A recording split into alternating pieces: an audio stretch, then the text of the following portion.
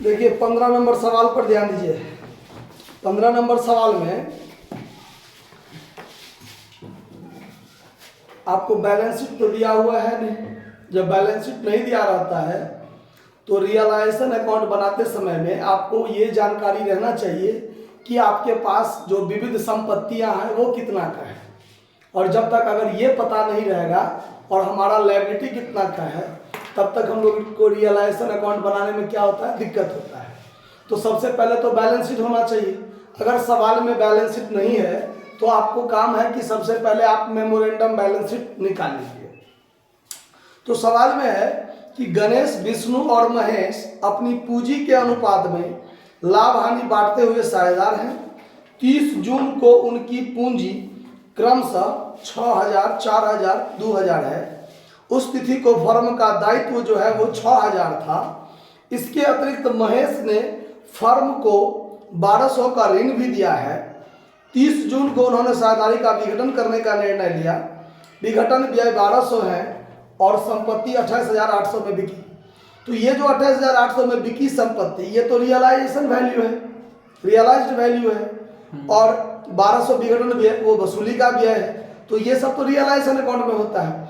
तो सबसे पहले आपके पास संपत्ति कितना का है ये जानकारी निकालने के लिए आपके पास मेमोरेंडम बैलेंस शीट बनाना पड़ेगा आपको सवाल।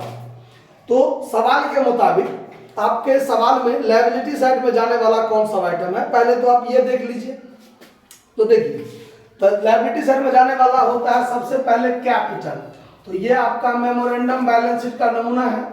इसमें आप लिखिए कि गणेश, विष्णु, महेश ये 3 साझेदार हैं। गणेश, विष्णु और महेश ये 3 साझेदार हैं। इनका जो पूंजी है 6000, 4000, 2000, मतलब 6 4 10 2 12,000। उसके बाद क्रेडिटर भी आपको अलग से दिया हुआ है 6000 का, मतलब दायित्व है 6000, मतलब क्रेडिटर लिख दिए, ठीक है। उसके बाद महेश जो फर्म को ऋण दिया है तो ये भी तो होगा महेशेस लोन 1200। टोटल को यदि जोड़ दिया जाए तो 12 6 18 1 19,200। तो हमारे पास बैलेंस शीट का दोनों साइड बराबर होना चाहिए। इसका मतलब मेरे पास कोई न कोई सन्ड्री एसेट्स जो होगा वो कितना का होगा, 19,200 का होगा। अब हमारे पास बैलेंस शीट उपलब्ध हो गया। अब ये फर्म क्या हो गया, विघटन हो गया, समाप्त हो गया। जब फर्म विघटन हो गया तो अब रियलाइजेशन अकाउंट जब हम बनाएंगे तो ये जो हमारा संपत्ति है वो डेबिट साइड में आएगा। तो यहां पर हम टू सन्ड्री एसेट्स लिखेंगे।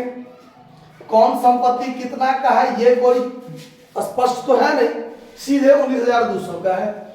लायबिलिटी जो क्रेडिटर है वो आपका सन्ड्री क्रेडिटर ये 6000 का आपके पास है, डायरेक्ट लिख दिए। और ये जो महेशेज लोन है उसका तो अलग से खाता खुलेगा पार्टनर्स लोन का, है कि नहीं। अब आप संपत्ति जो था आपका ये बिक गया, वसूली हो गया, तो आप by cash account assets realise लिखिए। जो सवाल में आपको दिया हुआ है कि 28,800 में आपका संपत्ति क्या हो गया, वसूल हो गया है। उसके बाद आपका जो ये लायबिलिटी है उस लायबिलिटी को भी आप पेमेंट कीजिएगा। तो to cash account liability paid कितना कीजिएगा नहीं कहा है, तो आप पूरा का पूरा पेमेंट कीजिएगा। उसके बाद वसूली व्यय भी है आपका 1200 रुपया का। तो डेबिट साइड में टू कैश अकाउंट एक्सपेंस के रूप में 1200 आप खर्च कर लीजिए, बस हो गया। अब जब आप दोनों साइड का जोड़ घटाव कीजिएगा तो क्रेडिट साइड ज्यादा होगा।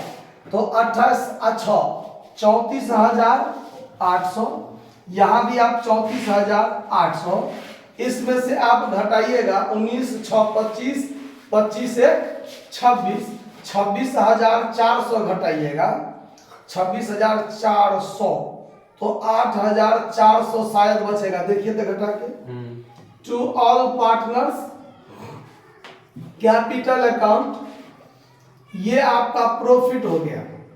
इस प्रॉफिट को कौन सा है, गणेश, विष्णु और महेश तीनों देवता क्या करेंगे, आपस में बांट लेंगे, ठीक है, गणेश जी, विष्णु जी और महेश जी। चलिए 8400 को बांटना है, किस अनुपात में बांटना है? तो पूंजी के अनुपात में। ये जो आपका पूंजी है किस अनुपात में है? अगर 2 से काटिएगा सबको तो 2 1 2 3, मतलब 3 2 1 अनुपात में आपको बांटना है। तो यहाँ पर आप 3 2 1 अनुपात लिख दीजिए, इसको बांट दे, 3 2 5 1 6, 6 से इसमें भाग दीजिएगा तो 14 छक 84 होता है। तो 14 तिया 4200 इसका हिस्सा, 14 दूना 2800 और 1400 इसका हिस्सा। हो जाएगा कि नहीं हो जाएगा? कि क्लियर है? कोई दिक्कत? अब आपको बनाना है महेशेज लोन अकाउंट। तो ये महेशेज लोन अकाउंट, ये जो है 1200, इसको आप क्रेडिट साइड में डाल दीजिए, बाय बैलेंस बीडी 1200, और ये 1200 उसको पूरा भुगतान कर दिया जाएगा। तो यहां पर to cash account final payment इसको भी कर दिया जाएगा 1200। अब बनाना है पार्टनर्स कैपिटल अकाउंट। तो पार्टिकुलर गणेश, विष्णु, महेश, समझ लीजिएगा आप लोग ठीक से, पार्टिकुलर गणेश, विष्णु और महेश, ठीक है। अब यहां पर क्या करेंगे हम लोग? By balance BD. तो बाय बैलेंस बीडी जब लिखेंगे तो 6000 4000 2000 इस तीनों का अपना अपना जो पूंजी था वो लिख दिया। बैलेंस शीट में कोई भी आइटम बांटने लायक तो था नहीं, छोड़ देंगे। उसके बाद यहाँ पर आपको ये जो लॉस, ये प्रॉफिट निकला है, इस प्रॉफिट को हम लोग क्रेडिट साइड में डाल देंगे। तो बाय रियलाइजेशन अकाउंट प्रॉफिट 4200 2800 1400, और तो कुछ नहीं है सवाल में, इतना ही बात था।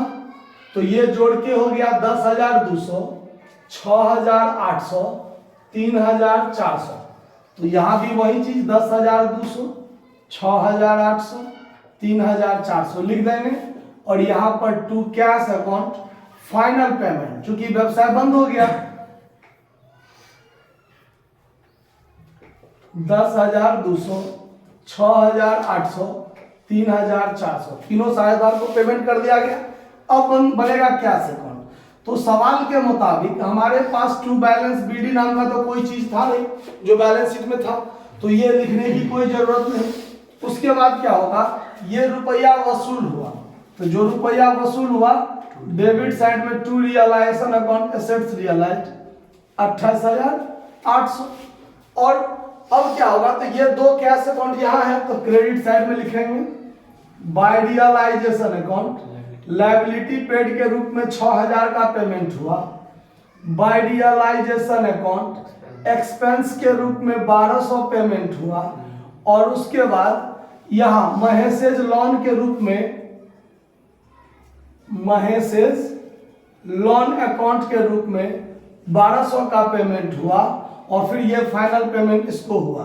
तो bye partners capital account final payment, shortcut में लिख दिया है पीसी अकाउंट, लिख दिया है पार्टनर्स कैपिटल अकाउंट। ये जो गणेश जी हैं, विष्णु और महेश, तीनों साझेदार को जो पेमेंट हुआ है 10,200 6,800 और 3,400, अगर जोड़ दीजिए तो 10 6 16 3 19 1 20 20,400 होगा। टोटल को आप जोड़ दीजिए तो ये इधर 28,800, तो इधर भी 28,800 हो जाना चाहिए। तो 20 6 26 27 28 4 2 6 2 8 28,800 हो गया। तो ये सवाल आपका बनकर तैयार हो गया। तो कहीं किसी प्रकार का कोई दिक्कत हो तो बोलिए, और नहीं तो नोट कीजिए। धन्यवाद।